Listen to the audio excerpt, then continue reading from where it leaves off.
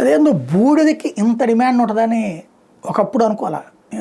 నేను సిటీ కేబుల్లో ఉన్నప్పటి నుంచి, ఏది 96 అప్పటి నుంచి, అంటే 94లో ఈనాడు, అప్పటిది వీటీపీఎస్ వచ్చేవాడికి మాకు ఇబ్రహీంపట్నం రిపోర్టర్ గిరిగారు చూస్తుండేవాడు కాబట్టి మాకు తెలిసేది కాదు.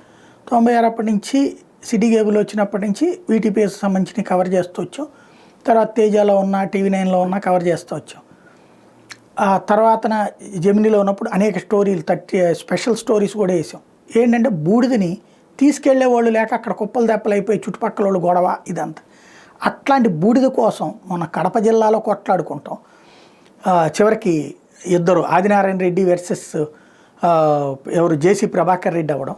ఇప్పుడు వీటీపీఎస్ దగ్గర రోజు లారీల కొద్దీ బూడిదని ఇతర రాష్ట్రాలకి, తెలంగాణకి పట్టుకుపోతున్నాడు. ఏడాదికి 65 కోట్ల నష్టం వస్తుందట. అసలు ఏం జరుగుతోంది రాష్ట్రంలో? వీటీపీఎస్ అయినా, ఎన్టీపీఎస్ అయినా, లేకపోతే రాయలసీమ థర్మల్ పవర్ అయినా, బొగ్గుతో కరెంట్ తయారు చేసే ప్రతి చోట బూడిద ఉంటుంది. ఆ బూడిద నుండి డబ్బులు వస్తుంటే ప్రైవేట్ వాళ్ళకి ఎందుకు ఇవ్వాలి? సదరు సంస్థ సంపాదించుకోవచ్చుగా. కాంట్రాక్టర్లకి ఎందుకు ఇవ్వాలి? లేకపోతే రాజకీయ నాయకులకి ఎందుకు ఇవ్వాలా? అంతకు ఇవ్వదలుచుకుంటే రాజకీయ నాయకులు కాంట్రాక్ట్ తీసుకోమని చెప్పండి, శుభ్రంగా డబ్బులు వస్తాయి కదా. ఏం తేడా జరుగుతుంది అసలు? ఒకసారి ఆలోచించాల్సి ఉంది.